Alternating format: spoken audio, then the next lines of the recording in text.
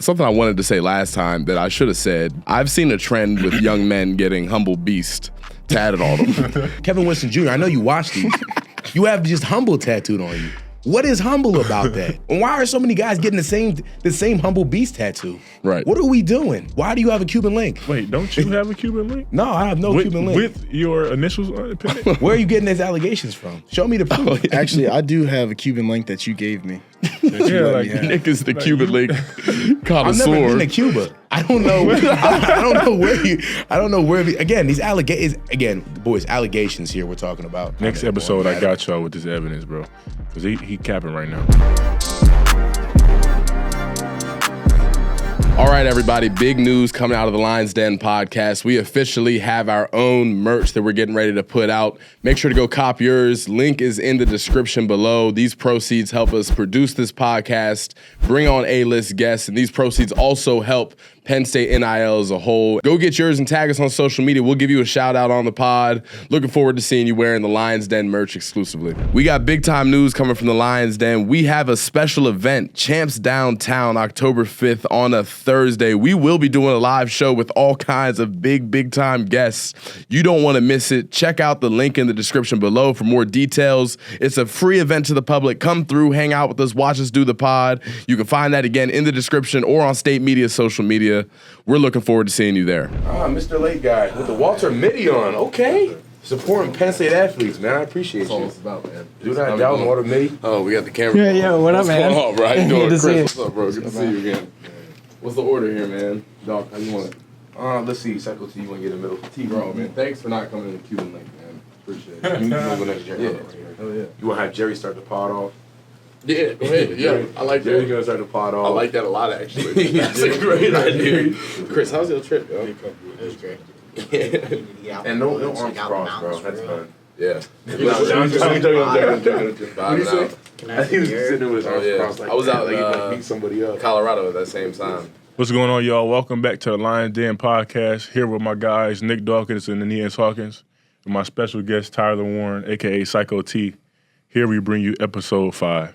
I'm going to say, hold on. Why is he just your special guest? Why can't he be like all of our special guests? Our special Like, guest, well, maybe. Yeah. Our special guest. I'm sorry about that. Yeah, just don't ever let that happen again, please. Ever. Okay. Hey, so for real, Ty, we just got done. The Whiteout game, beat Iowa. Good win for us. Whiteout Warren. A lot of guys, you know, the media's putting it out. The fans are putting it out. My mom hit me up about it. Tell me about it. Do you think when it's the Whiteout, the lights are on, you think it's just your time to lock in? Like, what goes on? No, I think it's just part of it's luck, and then just the game plan that week, the tight ends are being used, and really, like with me and Theo, it's whoever happens to be in on that play. Like the second one, I just happened to be in 11, and they called a play for the tight ends, and we made the play. But I think Khalil getting a touchdown, like it was a tight end day in the Whiteout, and we're always happy with that in our room. Definitely. Yeah, I mean, dude, Dink scoring the first tutty, man, that kind of set the tone. We seen the clip of you jumping around, hype for him, man. Tell me what it feel like seeing your young guy ball out like that. Yeah, that was probably the most excited I was in that game, just seeing Dink. We all know how he works and you know what his journey's been like in college football. So just seeing him get a touchdown on one of the biggest stages in college football is pretty special. I almost ran on the field when he scored. I was so turned. I hadn't seen Dink since 2021, basically, like his freshman year down at the bowl game, and I saw him again. His traps, his back, like the size that he's put on since the last time I saw him was impressive. And then he scored a tutty. It was definitely cool to see him do that. And that kind of makes me think about, you know, my first Whiteout, seeing Hawk out there when he kneeled down. When he kneeled down in prayer after we ran out, and that his contribution to the team was, you know, my last year I started to get made fun of. PJ caught it. And you know, PJ, once he sees something, everybody's gonna see it too. So I would come out pre-game because I knew I wasn't finna play. So I put on like eye black. I'd have tape everywhere. I'd like get a sweat going and just like I would do like high knees for 10 yards and stop and just like stare into the student section dramatically just for clout because I knew that was my time to shine for real. So I think everyone, and especially the Whiteout when it's a big game during warm-ups, not like when you're properly warming up, but when you will go out there early. You have to do a dramatic stare into like the abyss of nothing. You have to. Just as hopefully a camera caught that moment, that glimpse, so you can play that movie scene in your life. I mean, it's literally like a movie in the Whiteout. Like when you're on the field, like there is definitely a moment every year it seems like where it feels like, man, like this environment is just different than anything I've ever experienced. Dude, it always will be. I don't know why, but I feel like this year, and you can tell me that if you felt this way too. This year just felt like a little different. I mean, this season feels different as a whole, right? Our team and just our chemistry and our bond. But this whiteout just felt different coming out this year. I think maybe the emotional connect. You felt the same way, or what'd you think? Yeah, I mean, I think a nice mist from the sky isn't going to hurt anything. And Not afraid of wet ball work. The epicness. But I mean, yeah, just the season's been good, and then to have that kind of whiteout is just going to keep building it. But it was definitely a good scene with the extra rain, add a little effects to it. Yeah, the natural Mother Nature FX definitely helped out. This one just a nice mist of white, and that's good stuff. I know Jerry's a big fan of that. Also a big component of wet ball work. Can you tell us about that? Man, I don't know that much about wet ball work, but nah, it was definitely crazy, man. 110,000 in the rain, and it was kind of cold too. That was a crazy experience for me. It's my second whiteout, so just knowing that I have another chance to be a part of that, and 2 more chances maybe to be a part of that, I'm excited for that, man. And since you didn't get a chance to, as a recruit, come to the whiteout game, do you taking like extra moments now to take it all in, or how are you reacting to that? Yeah, definitely. For me, it's like warming up, coming back out with our shoulder pads on. That's when I really start to feel it, and just taking it all in, like Coach Franklin said, take it all in, look around, but then I'm locked back in on whatever's going on in our game plan. So I want to ask all three of y'all, just on the outside looking in, I remember back when Coach Pry was around and even Franklin would say it, what those Penn State, Iowa games historically are. And it's just tough physical football. And for y'all to goose egg them, like to dominantly win that game in the whiteout, what was that like? And I'll ask all of y'all, what type of mindset did you have this week that allowed that success? We'll start with you, Ty. I say, I mean, a big part of that goes to our defense. We got one of the best defenses in the country, and I feel like every year we're going to have a top 10 defense. So just they got to kind of showcase what they're really about versus a really talented Iowa offense. And then, I mean, it was definitely still a very physical game. Like I'm as banged up as I've ever been after a game. I definitely feel it the few days after, but it was a really good defense. We got a lot of respect for them, but I think we stuck to the plan and trusted the dudes around us, and I think it worked out well. And I say too, when you see your defense balling out like that, you have no choice but to put points on the board. You got a big goose egg up on the scoreboard. You got to put complimentary football, which we talked about last episode. It looks differently. Sometimes it's 31-0. Sometimes it's like 14-7. You know what I mean? It's how games work out, and especially in the Big Ten. Big Ten home game versus that's a good Iowa team at the end of the day. It's just good to get those wins. For sure. Before we get too far into the weeds here, I want to ask y'all, we haven't told the viewers anything about what the name of our podcast means, the Lions Den. It's not just a convenient play on words because we're at Penn State and Nittany Lions. So, Dawk, we can start with you. If you can give some more clarity as to what we're talking about with the Lions Den, that'd be great. Absolutely. People ask, why the Lions Den for the name of this podcast? And, I mean, sure, you can do the play on words, Nittany Lions, something like that. But Lions Den is a term of endearment into Penn State football. Every freshman, every transfer, anyone who comes into Penn State football, you have to go in that den. And the Lions Den is a drill pre-practice, or I guess warm-up practice. And it's not an Oklahoma drill. It is a Penn State football drill in which you line up 3 guys. You got 1 running back, 1 linebacker. You got 4 downs to either get, touchdown, first down. We'll call it a first down. 4 downs to get the first down. You got Waka Flocka Flame playing. Hard in the Paint is playing. You got coaches asking you if you're going to step up and be a man yet. Hand is in the ground. You're getting your chin strap buckled as tight as possible by the EQ guys. It's set in. It has ready. set in. It's time. And what we got to talk about here too is not just the Lions Den is a stressful part. Once you get towards the back half of that warm up, and you're going in that den. Yes. You start locking in. I remember being in my Cobra stretch right before we would go in there, and I remember every day praying and being like, God, like we got to get it done. Like you got to let me get a dub. I got to make a tackle. It doesn't even matter what position you are. You're in there. Oh yeah. Wide receiver, you're blocking. Definitely. Tight end, you're blocking. Corners, everybody. You're in there. You're in the trenches. It doesn't matter what you're doing. You're in there, and you're gonna feel it. It is what it is.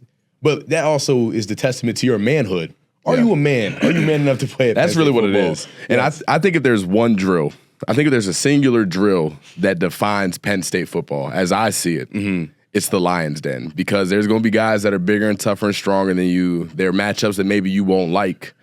But when you get in that stance and you got the whole team watching you and you know pride and manhood is on the line, it all goes out the window. Yeah. And Ty, obviously your first Lions Den, played quarterback in high school, punter too. We'll touch on that too. Yeah. First Lions Den, hands in the dirt. What's going through your mind?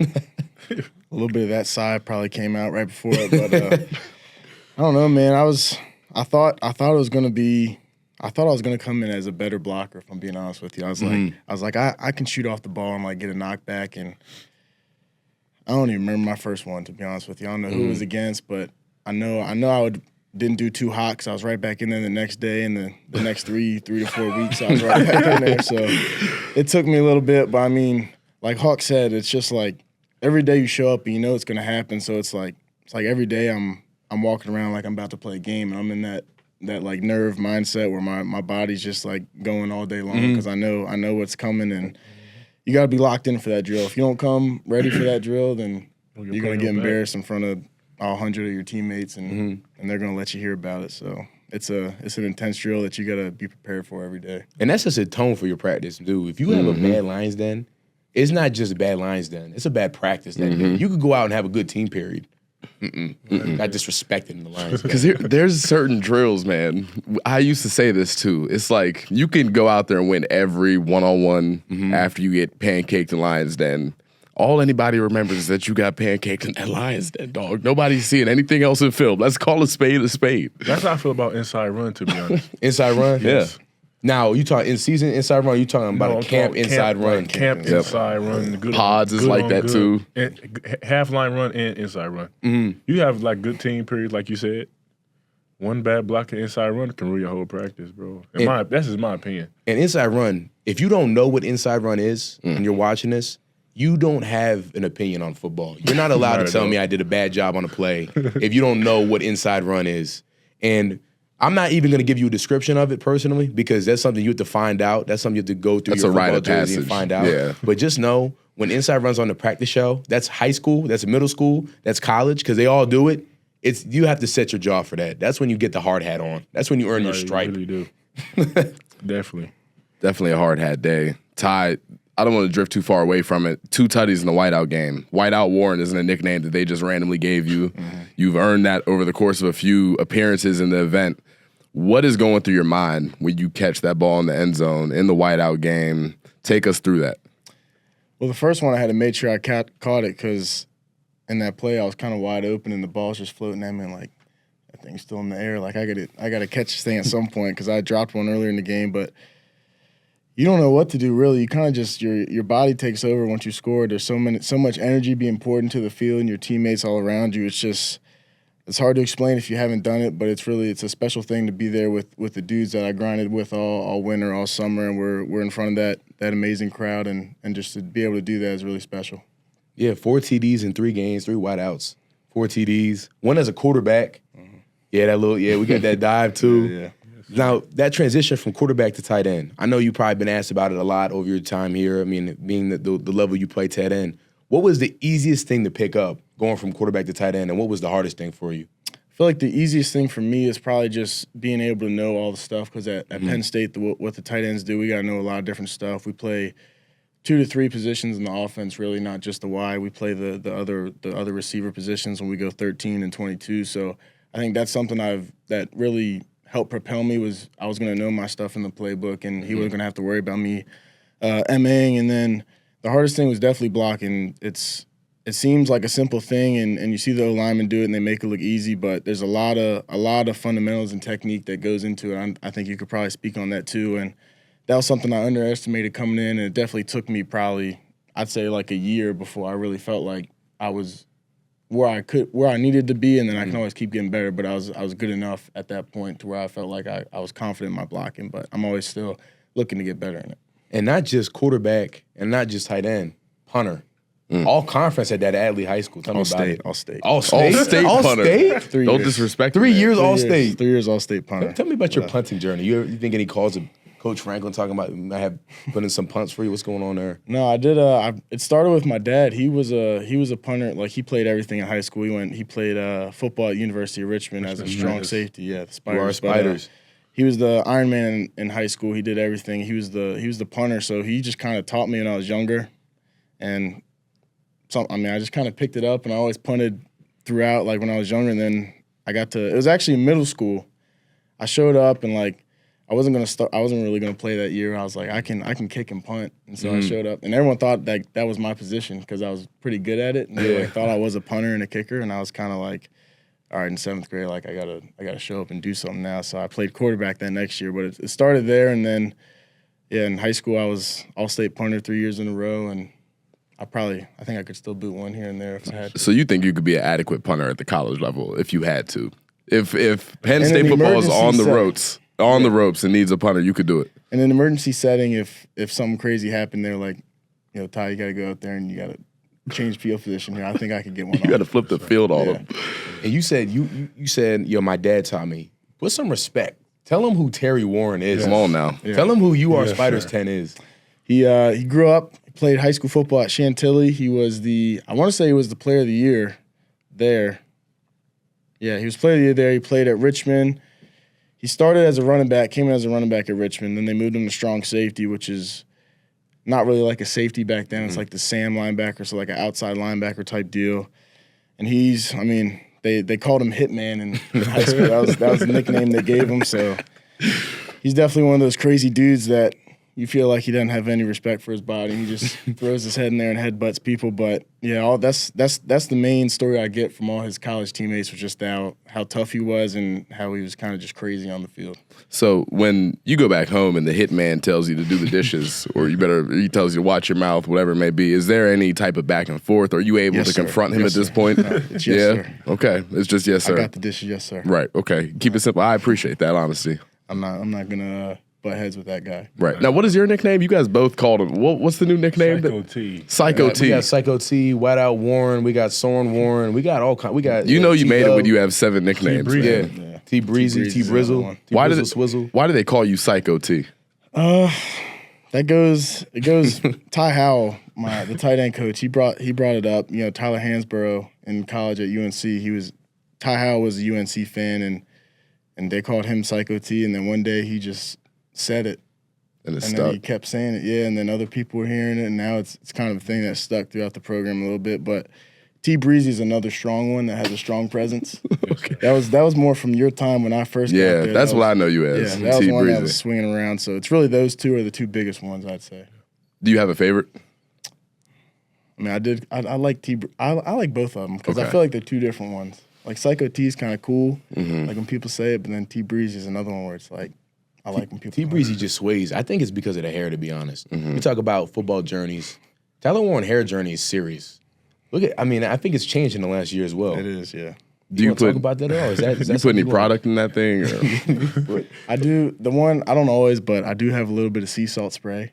Okay. Yeah. I looked it up on the internet. That's kind of what I went with. It's nothing crazy. Just gives it a little bit of a different texture. Holds the curls in a little better. But yeah. Well, T Breezy wasn't even from the hair because I still had the comb over when. Okay. Breezy, which we don't need to get into that. I forgot about the comb over. Yeah, we don't need to talk about that one. But yeah, I mean the hair. I'm happy with it now. I've wanted to grow it out for a while, and it really was. I was in Bo Buell and Liam Clifford's living room about. I want to say it was after the Rose Bowl, so probably January. We're sitting in there. I'm like, guys, I'd love to have long hair right now, and I brushed it back and kind of styled it how it is now, and they're like, yo, Bo was like, Ty, I think you were made to wear your hair like that, and he was being so serious, and they were both just hyping me up, so now I was like, I'm gonna commit to it, and I did, and I'm happy with the results now. Yeah, I mean the fans buzz. I get hit up all the time about it. Like, what is Tyler Warren doing with his hair? Like, how does he style it like that? Yep. Can you pull it off yourself? I know. No. No. No, what? You cannot pull that off. Says who? Says me. You're not meant for this. I mean, whatever. Haters and stuff like that. But yeah, I mean, people always hit me up about it. So I want to get a more in-depth look at it. And that brings me to Superstitions. I'm a very superstitious guy. I watch episode of the Bernie Mac episode before every game. That brings me resolution and peace. Are there any weird superstitions you have before games or maybe before a season that gets you prepped for the game? I'm actually like kind of the complete opposite. Like Really? I try not to do anything and just kind of like I don't listen to music. I don't do certain things to get me locked in because I feel like doing that like in high school, I would get way too nervous before games. I'd be listening to music. I threw up before every football and basketball game. And it was like it would affect me all day. Couldn't eat all day. So I just try and not really think about it until I'm running out of the tunnel and like it's time to go. Then it's time to lock in and flip the switch. But yeah, I try and just kind of enjoy all the extra stuff before it's actually football. And then when it's football, I just lock in on the football. Before every basketball, that's a lot of throw up sessions. Who were you playing in high school that had you this shook up? Where is he at now? The Celtics? No. I would go out and handle business too. Like I was doing good. It was just What were your numbers like as a high school hooper? And don't lie, because we will Google it. I'm so tired of people lying about their basketball stats. I believe my senior year I was like 20-10 or 20-9. I was all Metro, all state, second team, so not first team, but I was all state in that. And I mean, I wouldn't say I was a super flashy player. I just feel like I was a good fundamental player who worked well with a team. Like I'm not an ISO guy. Like if you take me out in like a one-on-one, like I'll probably still score, but it's gonna look like not like the flashy stuff. But like in 5-on-5 basketball, I think is when I do my best work. He fouls a lot. He likes to foul. See, Jerry, He blocked my shot. He said he didn't foul me. So what really happened here? I sent. So what did I do? You tell your Was I doing you a tell layup? your part. Tell your version. No, don't be asking. you You were tell going your for a story. layup. Tell the story. Don't. So we got the IM, the whole team pretty much there. We hooping 5-on-5. It gets like he's getting intense. Like this is a real like NBA game right now. So I come down the court. I'm posted up. I said, "Give me the rock. Pass me the rock." Okay. I'm posting Tyler Warren up. I go to fade away, block my shot, hit my wrist though. Okay. And I fell on the ground. I said, "That's a foul." He stood over me, looked at me. He said, "No, it's not," and ran down the court and scored. After that, I was done. Wow. Yeah, I don't know. I was done after that. I'll be bro. honest. I appreciate you telling that story on here. I don't know if Batman's getting that information out of me. More specifically, that I hit the ground and he stood over me. Yeah. I felt kind of disrespected at that moment. I'm like, man. Was this close to when you had like first got to campus? Well, yeah, it's like my first summer. Yeah. My first summer here. Yeah, it's a tough way to go out your freshman year, man. It's all good. We can run it back now. We can run it back now. Would you say you're the best hooper on the team? No. How about you? Jerry, me? Yeah. I mean, I'm not gonna say that. I think there's a lot of good athletes on the team, but I've been told that from some of my peers. But I feel like it's not. I can't pick just me. There's a lot of good basketball players on the team. Yeah, I think he's top 2. I'm probably putting myself at the 1 position. Remember when I blocked your shot at the before yards? everyone, whatever. Yeah. Look, and then, let me get to that point too. And a lot of people be like, no, absolutely not. You know what I mean? The haters, again, like I said, every great one has haters that just doubt you. You know what I mean? But Who was hating on you? like again, y'all just like no right away. But let me just say this: you put me out on the court, Eddie, 3-on-3, 2-on-2, and 1-on-1. You're getting a vicious defender. You're not scoring. You don't even look at the basket. You might as well just have a dribble session. Don't even try to put a shot up. I'm playing relentless defense. You think you're gonna get a rebound over me? I don't care who it is. Yao Ming, I'm boxing you out of bounds.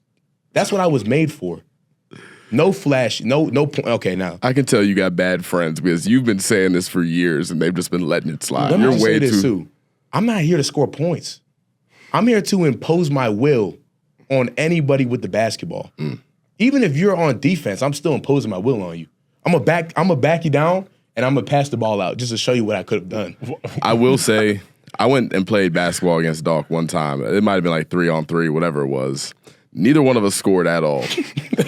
But I never went back because Dawk was defending me like he literally was playing O-line, like shoving me, shoulder checking me. Like I woke up the next morning like I had played 60 snaps. I'm like, that's not even fun for me. He's just trying to fight me the whole game.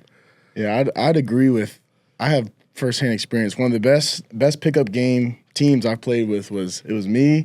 It was Dawk and Olu. That was our team. Olu? Olu can get it done. Olu's a slasher. Yeah, he does. He'll do something every now and then. You're like, whoa. Like then he'll just go back to the block, and him and Doc there was no rebounds that didn't go to us. And the other team's gonna get mad because it's big. The big linemen are gonna be sweating on them. They don't want to get in there with those big boys. They don't want to deal with that. That's my superpower. Coach Manny Diaz said, and it really stuck with me after practice. He goes, "What's your superpower? What are you bringing to the team that you're really good at that you can make an advantage for the team?" And I mean, we'll get into what you do from football stand, but most importantly, basketball. I bring the element of sweat. You want to touch a greasy, oiled up dog running down the floor, trying to get an easy pickup bucket? No, you probably don't. And if you do, you're sliding off me, man. You're sliding off me. Glide. You gotta be done. You're done talking about this. I'm not gonna keep letting this slide. It's been 17 minutes. But for real, actually, superpower-wise, what do you think your superpower is to the Penn State offense, or even special teams? What do you think you bring this?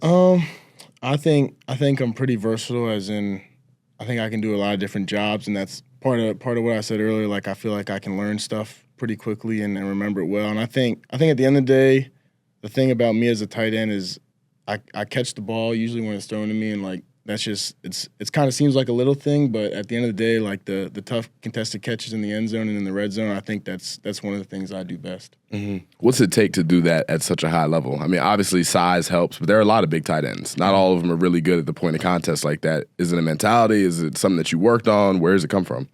I think, yeah, like you said, the mentality, I think, is something, just having like the confidence and knowing that like when that ball is in the air, you got to come down with it. Like your team's depending on you to do it.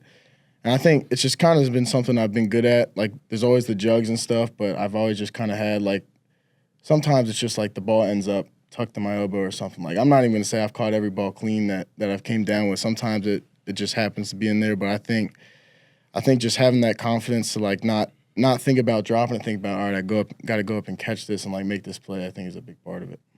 Jerry, I want to ask you got the perspective of being a younger guy, watching him work and watching his process and all those things. What are some things that you've been able to take away from watching his game? Tyler Warren being a silent killer, like that's something that's really like unknown about Tyler. Like he real humble. He humble about his approach. He don't say much, he quiet, but when he go on the field, he get the job done at a very high level. High production, low maintenance type of guy. Like he said, he remember everything. Like whenever we get a new install, a crazy install, he remember it. It's crazy. It's like I got a lot of respect for Tyler. I look up to him. Yeah, I mean, just him playing any role. We're on a shield together on special teams. Hawk, you can talk about your shield role too. But I mean, the guy can do literally anything, and that's as easy as it sounds in terms of, oh yeah, he can do whatever. It's really impressive that he's able to master techniques and master schemes and stuff all over the field. And I think that would just serve him well down there. And that's why he's in the position he's in now. Yeah. No, agreed. Yeah, no, I do remember those shield days. Ty Howe ran those meetings. He would bring snacks, still runs them. Those are my favorite meetings. Now, I will say, transparently, I started the season as the third personal protector is what we used to call it. And what I realized about midway through the year as personal protectors started getting hurt was that somehow, some way, I was always the third personal protector. There was no circumstance in which I was going in to protect anybody personally. But definitely enjoyed that shield time. I mean, there's allegations that you were only on shield for your voice and the cadence. Do you think that maybe plays a role? I think it does. I think it certainly did. That was the one thing I did at a high level as a shield guy. The cadence? I didn't. So yeah, I was really good at getting that ball snapped. The one bad memory I have on shield was Jamari Button, who's no longer at Penn State. He was a linebacker here, and it was like a scout period. Like, it was late in the season, so we weren't going full go.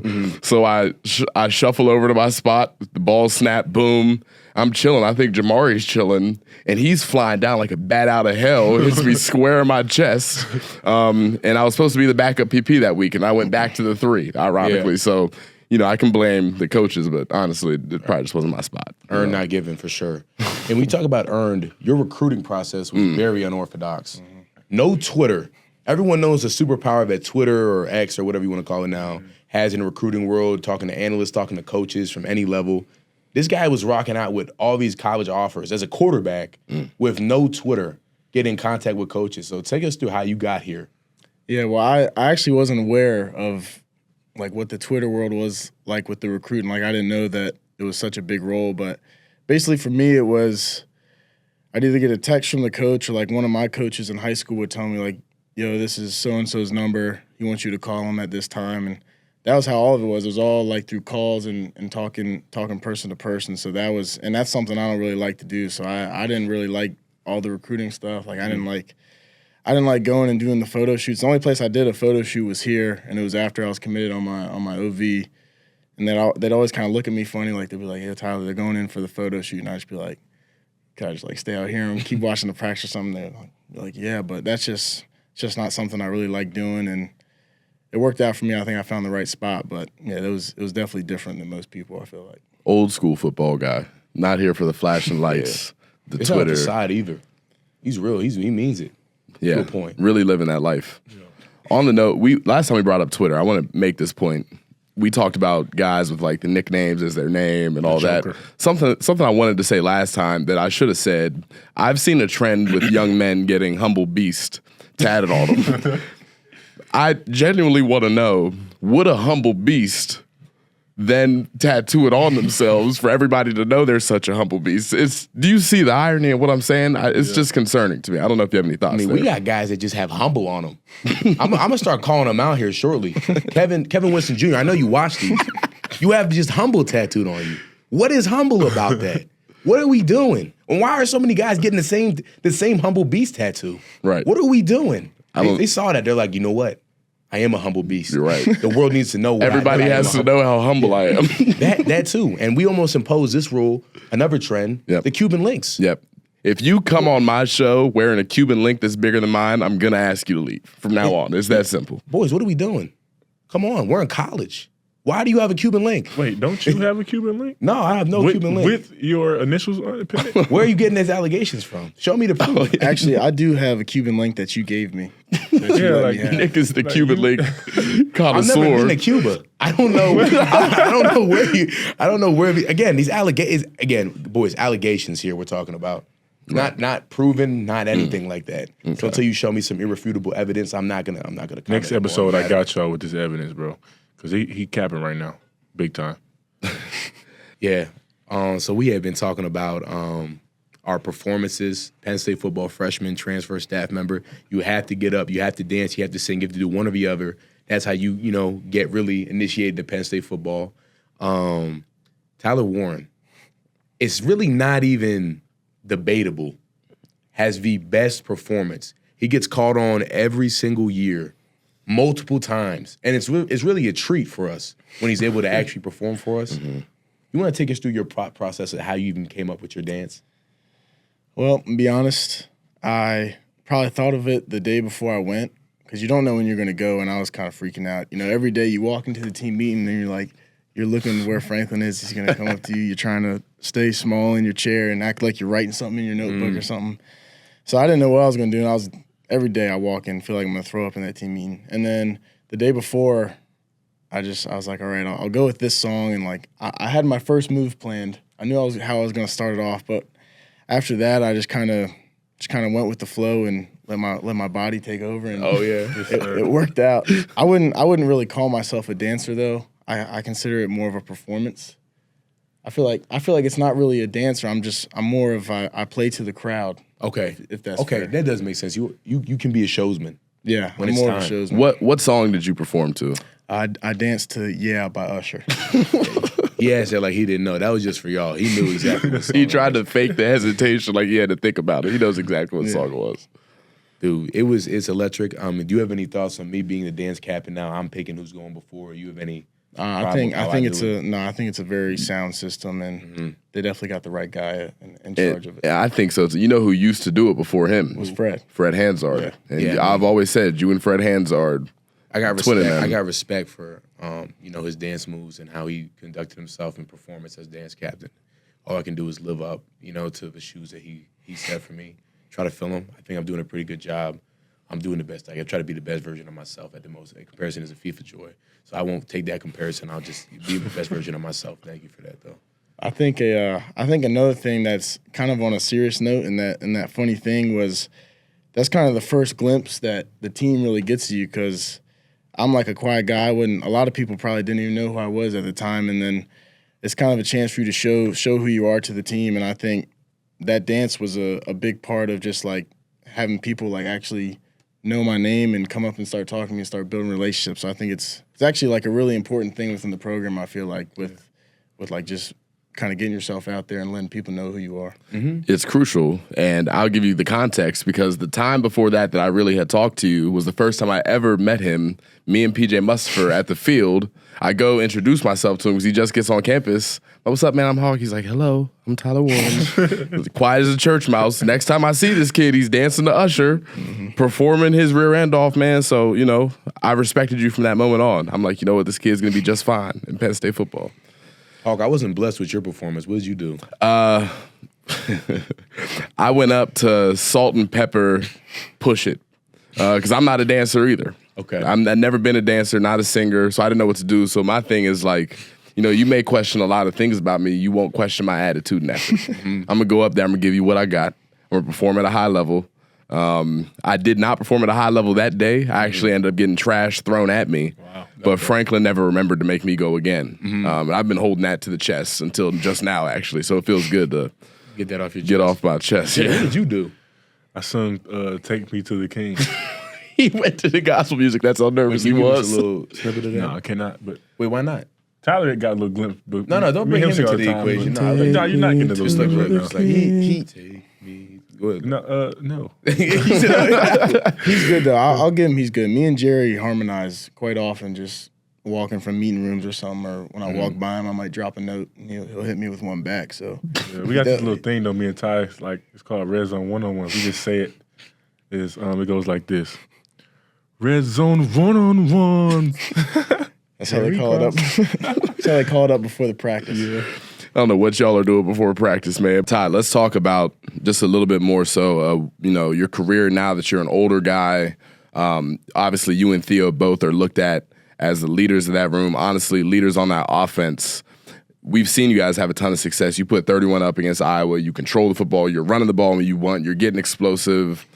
As a leader, what's it taken to take that step as an offense in another year under Yurcich? Yeah, I think Theo especially has done a really good job of taking the vocal role in that, and he's really he's somebody that when the offense is getting a break or they say bring it in, people are going to start either saying Olu or Theo's name, and Theo's the guy who's gonna talk before the game and talk to us. I think for me it's more of a kind of micro role where I'm more focused with the tight ends and I'm kind of a guy who's gonna lead by example, and I'm not necessarily gonna yell out something during the practice, but I might pull you aside and be like, yo, what were you thinking on that? Like what's up? And on a one-on-one stage, I feel like that's kind of where I sit in the leadership role, and it's not as much the big picture, but just kind of taking dudes one-on-one and stuff like that. Yeah, I mean, you coming in, you have that silent killer, mentality. That's what Jerry's DMing you. When do you think that started with you? When did you, just come in understanding I just put my head down and work? Yeah, I feel like that's kind of how I've always been. It's kind of what my dad kind of ingrained in me when I was younger. It's just like he was always just talking about being humble and not I never really want to come off as a show off or somebody who's cocky, and it's kind of something I'm always self-conscious about. And I think that's something that actually kind of hurt me when I first got here, because there's a difference between being a cocky guy and being somebody who's confident and self-confident. And I think I kind of got those confused. So a big part of my game taking another step was kind of finding my self-confidence and being confident, but not being arrogant and still staying humble. So I think that was a big part for me. That's such a fine line too, and I think it's a good point. You got to learn that when you get to school. There are some guys who come in, they're way too much, they're way too arrogant, haven't really backed it up, no body at work. But the flip side of it, which is actually relevant, you can be too humble, you can be too quiet, you can be too. Those things are relevant because you got to show a coaching staff, but more importantly, your teammates. Some way, somehow that you have some confidence to you. That way they have confidence in you. You know what I mean? That's really where it starts in my book. Yeah, that inner self-belief too. It's hard. And at first it's hard because you're in this situation and you see guys around you doing what they're doing, balling out, maybe not preparing like how you're preparing. I think that's the toughest part of college football is you put so much work into something and you see maybe someone else isn't putting in the work, or you don't think that they're putting in the work, but they're getting better results than you, or getting the same results as you, and you're like, man, why am I not getting what I'm putting in? But this process is just so long. the process, and it looks different for everybody. Everybody's path is going to be different. That's what we always harp on. Comparison is the thief of joy. Don't compare your process to someone else's process. But man, I know that's the most frustrating part about the game. But when you see it and you see it in flashes, it makes you hungry for it. It makes you want it more. It's an addiction. Well, and to that point, let's talk about the room that you came in. You had Pat Freiermuth, who we all know is doing just fine with the Steelers. Brenton Strange goes in the second round. Theo's another guy you compete with. Zach Kuntz, who has had his shot in the NFL as well. You had to come in and kind of climb from the bottom. Talk about that experience. Yeah, I think it's definitely not a bad position to be in, coming in with dudes with all that talent. I think just like when you talk about what Nick said, like comparison is a thief of joy. I think coming in with Theo, he was kind of at a different spot than I was in the athletic journey, and he got some playing time our freshman year, and we were good friends. Like, it was a good relationship, but just kind of seeing him and thinking like why can't I be like that right now? Like, why is it different for me? I think that was something that I struggled with a little bit, but then it's just like he said, it's everyone's journey is going to look different. It's going to be different. So just kind of staying the course, and then, like I said, finding the self-confidence and knowing that I'm a college football player, like I came here to play too, was a big part of it for me. And Jerry, how have you seen that motivate you? Because you're no slouch, man. You came out of high school, one of the highest rated tight ends in the country. Yeah. And to come in and learn, but more importantly, be motivated by these guys in the room. How has that set you? Man, this helped me out a lot, honestly. Looking at Tyler and Theo, even when I came in, Brenton was here too still. So just being able to learn from those three guys, it has helped me a lot. Even with me not being able to play as much as I did, well, not as much as I did, but being able to play last year. So for me, like Ty said, just not comparing my journey to anyone else's, just focusing on myself. That's something that I'm still working on right now because, like you said, being surrounded by a lot of guys that are as talented as you or maybe more talented than you that may not put that much work in, you got to just stay locked in on yourself. So that's something that I'm still continuing to work on and just continue to build my confidence every day, which I feel like I'm growing on in that aspect. Just this throughout the season, too. Just every week of practice, I feel like I'm getting better and just continue to grind at that because I know at some point my time going to come. So I'm just staying ready. And I think if you're a recruit and you're looking for a place to go play football and you're making these evaluations, in 2023, you see so many kids hit that portal early. Some of them have good reason to. I'm not going to say they're all bad transfers because they're not. But at the same time, there aren't a lot of places where you can really come in at one position where you're low on the depth chart, you're building, you're waiting for your turn, and then ultimately actually get that opportunity. A lot of places will quit on you before you get that chance. Penn State football is not that. If you come in, you work, you continue to develop, you illustrate that you're growing in confidence and you're getting better day by day, that time does ultimately come for a lot of people. Man, they'll find a role for you. You like special teams? Yep. You love special teams here. Yep. Like, if you can play, they'll figure it out. Maybe you're not at that level yet. Maybe you're not ready to really see the field on a number like the top defense in the country. But you can play ball. You're on special teams, man. For sure. And then you show them that you can make plays on special teams, you're going to see the field. Yep. And I don't think that's how it is everywhere, but I know that's how it is here. And they don't just put up lip service to special teams or put up lip service to your playing ability. If they think you can play, they'll find a way to get you on the field. That's anywhere, though. If you can ball, they'll find you. So many guys on Twitter, I'm most underrated guy, I'm this and that. Reality, if you're good enough and you have the intangibles and maybe you have to like, me personally, when I was getting recruited, before a recruiting process, I would go on random colleges' websites and fill out questionnaires and just try to get my name out there and stuff like that. Maybe the opportunity looks different for you, but if you can ball in any sport, they'll find you. That's their job. And I know that's tough for some guys to hear because they may didn't get an opportunity they wanted. But if you can ball, especially now in the NFL, all these scouts getting paid all these dollars and stuff like that, they're going to find you. Right. You know what I mean? And I completely agree. And more often than not, I think it's a challenge in 2023 with how visible everything is. And the things that you see as a young recruit when things aren't going how you want them to are always kids who are balling and they got 40 offers and look at them at the opening and all these things. That's not reality for most of the guys that you see playing on Sundays. They have to go through some type of adversity. Somebody sleeps on them. Ultimately, not only will they find you, the guys who are going to go play in the NFL and really are serious about their craft and aren't worried about the noise or whether or not other people believe in them are the ones that ultimately get there. They find a way just to keep working wherever they're at, and that's really what it comes down to. If you're a recruit that's watching this, just because you're at a D2 or maybe you're not getting recruited out of school, it doesn't mean it's over. Guys develop at different points in their careers all the time, and you see it even in the NFL draft, a kid getting drafted from a school you never heard of in the top 20. So, And I don't know about you. You're not a ranking guy. Like when you were in high school, you weren't really worried about any of that. Yeah, I was like a 3-star. I think I was actually lowest in our tight end room now, but I wasn't really worried about it. Like I didn't like going to those camps. The only like actual camp I did that was kind of like a big campus that wasn't like just a college camp, which I thought those were good, going to like an individual college camp to see the coaches there.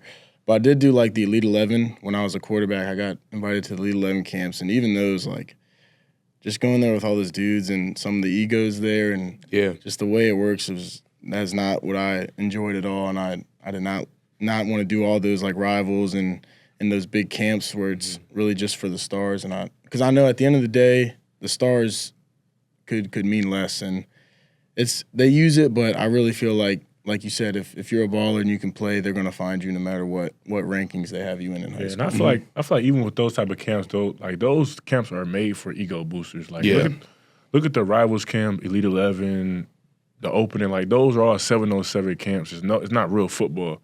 Like that's why I feel like most recruits get mixed up. Like you could be a 5-star, 4-star, but just because that don't mean you're gonna come in and play right away. Like I know guys that came in with 3-star. Look at Amari. Amari came in. He's like a 2-star. He was like a 2-star. And he came in and played his freshman year. Zane was like a 3-star, or 4-star, and he came in and played his freshman year. So like we were talking about, everybody's journey is different. So just because you won all those camps, that don't mean that you're going to the NFL your first year, second year, or third year. So I see more and more kids now. It's like being humble and like just sticking to your craft and not being in the limelight. It's like seen as a negative thing. And that could be the furthest thing from the truth. The moment you start counting stars and offers and who's got more followers on this, and as soon as you feel like you've arrived, then you start doing stuff like that, it's over before you know it.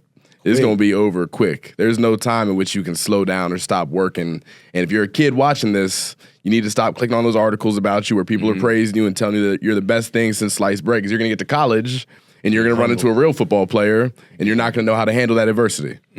We talk about it all the time. Can't believe the hype. You cannot believe the hype. And I think that's my biggest advice to anyone in the recruiting process.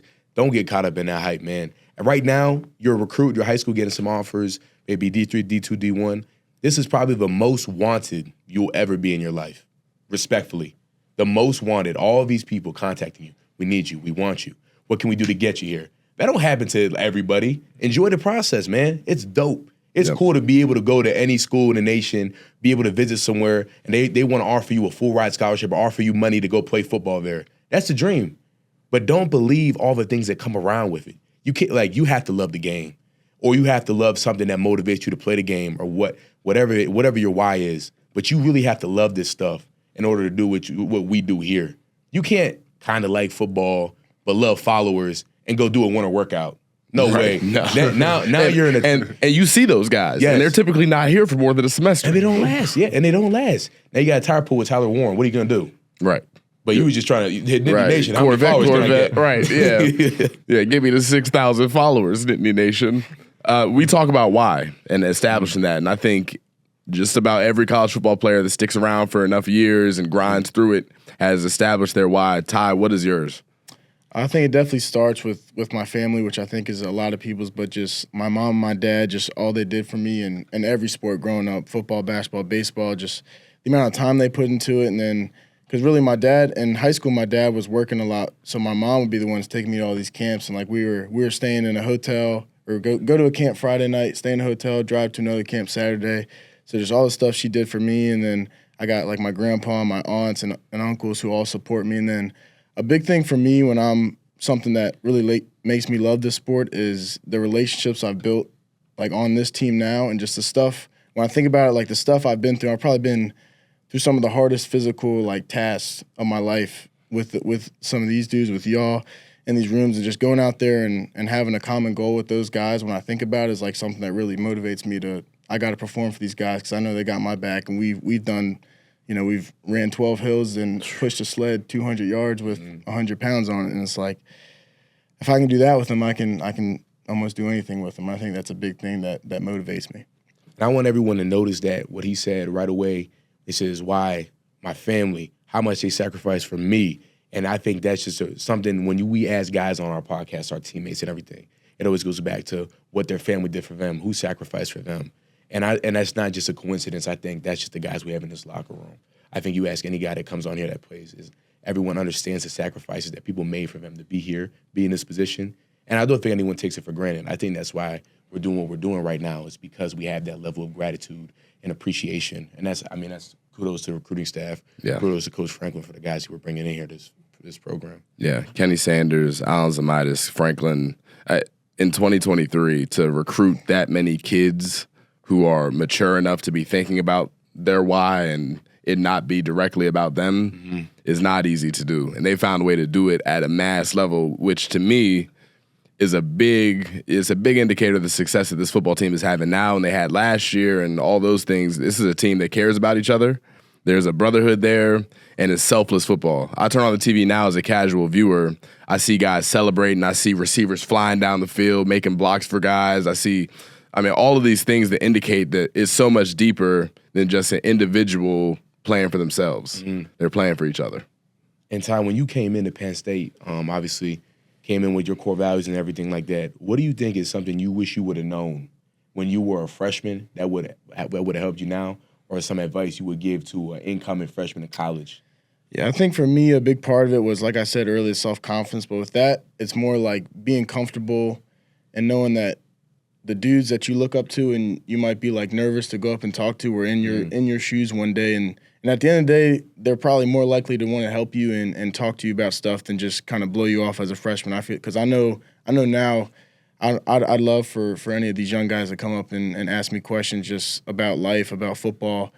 And I think that's something that I could have done a lot better job of, and just being willing to go up and ask questions and talk to dudes who are seen as like the old vet guys who've done a lot of success in college football. So just being more outgoing and having the confidence and the self-awareness just to be able to talk to people and not feel uncomfortable about it.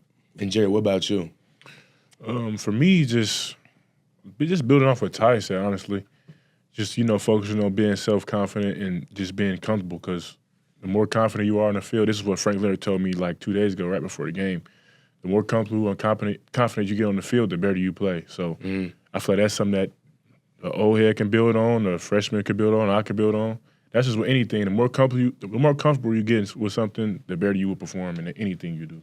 And Hognovich, you stepped away from the game. What are your thoughts? Man, if I could go back and talk to myself as a freshman, the first thing I'd say is, the bad days, the hard days, the times you wake up and you don't feel like going to Lash, you don't feel like running hills or whatever it may be, those, ironically enough, are the days that you end up missing the most. Like, there's really not a lot outside of football at that level that challenges you that much and demands growth that much. You get to regular life, there's still challenges, but if you maintain the habits you had at Penn State football, 9 times out of 10, you can handle them. You can handle them pretty easily in comparison. So, appreciate every day, because they don't come back, and it's tough to recreate those things. Yeah, man, that's my answer. Yeah, for me personally, you have to decipher why you're doing this. And there's finding your why, but what's your purpose? What's your purpose for playing football? Because reality-wise, like, them bad days happen. And when they happen, man, it's not just you have a bad practice, you have a bad day. It's tough to change your identity with football. Personally, still, that's one thing I'm struggling with, my identity with football. How can you find balance? What can you do that takes your mind off football? But when it's time to get it done on the field, are you able to master your craft? Are you able to snap out of it, snap all that stuff? Because we talk about it all the time. When you get in the locker room, you get on the field, all that stuff going on outside of your life, that can't happen in the facility. That can't come with you into the facility. Right. It's business-minded. You come in there, you have a job to do. You have people relying on you. You have your brothers next to you who are relying on you to know what you're supposed to do and do your job. For O-line-wise, we have running backs, we have quarterbacks that are relying on us to protect them, to do our job, make sure they're fine. And I think when you get in there and you're able to block out all the noise, it's good in the football facility and it's good on the field. But when you come out and now you have to deal with it, that's one thing I still struggle with now, is finding that balance. Yeah, and it's something that a lot of people struggle with. It ain't just you. There are a lot of guys who get done playing football and have no idea what to do at all. There's a stat. It's like in the NFL, 78% NFL guys who made a bunch of money, who had all the success in the world in the football field, 78% of them are like broke, divorced, and depressed in like 3 years. Yeah. Like that to me is an indicator that there's not enough guys who know how to flip that switch off and develop an identity away from the game. And the thing I see guys struggle with the most when they get done playing for 2-3 years is trying to identify that. So if you're a guy who's still playing like you guys are, my advice is even if you don't know if you like doing something or if you want to do something, there is value in going out of your way and spending extra time and energy trying those things because that day is going to come. It could come tomorrow. It could come in 15 years, but you're moving on. And whether or not you made a bunch of money in between there is not really going to affect the way that you process having to build a whole new identity as a grown man. You know what I'm saying? And whatever game they have guys doing this, you got like 40-year-old dudes that still think they got it in them to go out there on the field and lace them up and set their jaw and go against old-fashioned. I'm not gonna lie, I see y'all play sometimes. I'll be on the sideline and I watch like Hakeem Beeman like shake somebody in TFL and I'll be like, yeah, I would have made that same play right now. Yeah. And when we talk about sacrifice, obviously one of our core values, Ty, what do you think has been so far for your success? What do you think has been your greatest sacrifice that's led to you being as successful as you are? I'd say probably just it seems like a simple thing, but your time, and that I feel like every player when they really think about it would agree with it. And with time that means your sleep, that means your free time. Like you're not really gonna have times where you're not gonna have a day where you can just lay around and not do anything. Those might come twice a year where you truly just have a day where you can just sit there and really relax. But I feel like that, and then you give up a lot of experiences when you go to a college like Penn State. Like there's a lot of stuff that football players and other athletes aren't going to get to do that an everyday student would, which sometimes it might bother you, but I think when you have a common goal with a team like that and everyone's willing to sacrifice those things, the result will be a lot sweeter than if you were able to go out or have a day off, one more day off than you might have wanted. So true, man. And Jerry, for you? I say the same thing, honestly. For me, it's just my time and, like, me having a good relationship with my mom. Like, not being to see her as much. That's something I had to adjust to just coming to college. Like, I hit the freshman wall when I first got here because I was so tight with my mom. Not being to see her, be able to see her and like that, like, kind of messed with me. So, for me, it's just relationships, my family, and time for me. And, I mean, we always talk about it. What's the quote? They say, if you can't sacrifice what you want becomes a sacrifice. Yep. And, man, even, like, this podcast we do, I mean, like, with the fans, like, we shoot this on our off days. Yep. So, like, last episode, Jerry's mic was whatever, we had an issue, and they're like, oh, get the microphone. It's like, dang, bro, like, that's our free time. You know what I mean? But at the same time, this kind of brings me my balance, I think, for y'all, too, like, just being able to, but everything is a sacrifice. We're sacrificing time that we could be, you know, devoted to like just laying around, which we don't get to do, like aiding that mental health a little bit, sitting down with the boys, getting something to eat or something like that. But I think at the end of the day, we say anyone who's great knew they were going to be great or knows they're going to be great because they're able to sacrifice. Yep. That's a great quote. I'll ask all three this, but I'll start with you, Ty. You know, we're getting into that point of the season where we're starting to get to the midway, more Big Ten play, more competition. What are your goals individually? What are your goals as a team at this point of the year? And what's it going to take to get there? Yeah, I think for me as a player, something I always do, and I think it really goes back to the tight end room, is just doing what they ask of me each week. You know, especially our position at tight end, it can look different each week. It could be 60 snaps of straight run blocking. It could be 20 catches in the game between the room. I think that's something we take pride in, and that's something I take pride in as a player is being somebody they see as unselfish and being a guy that they know is going to get the job done, whether it's something flashy or something, you know, not as seen as well in the crowd and stuff like that. And I think as a team, we talked about it each week. It's really just about getting better. It's not really focusing on anything at the end. It's each week we have a goal of getting better, and if we keep just getting better each week, we're gonna go where we want to go, and it's just gonna come from that individual success and the team success of getting better and being better each week. Yeah, man, I couldn't say it better myself, man. That's spoken like a true vet. It's impressive. I mean, it's like I'm sitting here with 3 mini Coach Franklins, man. The way you guys answer these questions, it's unbelievable. Man, people think that this is like brainwash or like they think that we're just echoing, like we're being told what to say. I'm at the point. This is It's life. This is truly my belief. Yeah. It's like, real life. There's not. They say, "Oh, just echo what Coach Franklin said." No. This is what we believe in the program. It's instilled in us, bro. You do your job. Team success. We're winning games. Is only going to lead to individual success. Good teams have great players, and the best teams are just one solid unit. Yep. So not like all this stuff with what we're saying and going back to quotes and stuff. That's how we live our daily lives at this point, and that's what separates Penn State. Is our culture, our traditions, and how we live life. Is the guys in the locker room. Is because we truly believe what we're preaching and what Coach Franklin's preaching. That's how we live our life. That's our core values. I'll say, and I'll be transparent about this. You know, the things that Franklin talks about every day. When I was there in the locker room or on the field listening to him, you know, it's good stuff, number one. But when you're having a bad day and you're feeling a certain type of way, if you says whatever, you don't want to hear it. Mm-hmm.